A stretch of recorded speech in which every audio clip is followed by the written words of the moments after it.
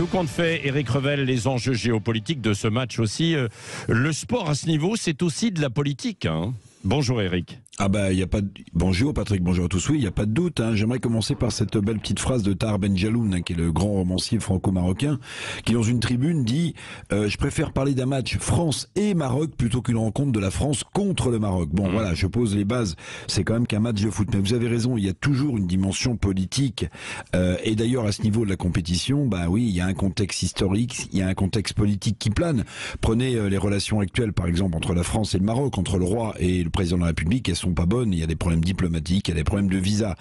Mais aussi, il faut jamais l'oublier, le fait que le Maroc ait été un protectorat français de 1912 à 1956 donnera, bah oui, forcément, du grain à moudre à certains Marocains, à certains supporters, à certains binationaux qui verront un match entre l'ancienne puissance coloniale et leur nation, on ne pourra pas l'éviter. Ah oui, le Maroc a aussi tout le monde arabe et l'Afrique derrière lui, hein. Oui, cette unité consacre au travers de ce match le Maroc comme, je dirais, le symbole du panarabisme, comme on dit.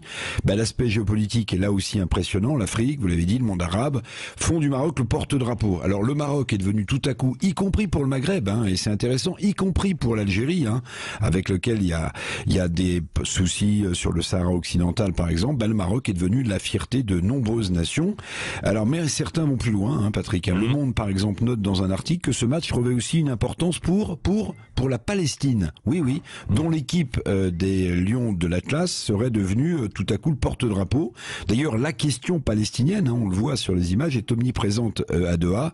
D'ailleurs, le Qatar n'a pas signé, vous vous souvenez, les accords de normalisation avec Israël en 2020, quand Trump était président des États-Unis. C'est un accord qui normalise les relations entre Israël, les États arabes unis, les Émirats arabes unis, Bahreïn, le Soudan et le Maroc. Donc vous le voyez, derrière l'événement sportif est embusqué un épais contexte diplomatique, politique et géopolitique. Oui, absolument. Et on en parlera chez Jean-Jacques Bourdin avec beaucoup d'invités autour de ce France-Maroc tout à l'heure entre 11h et midi. Merci Éric Revel.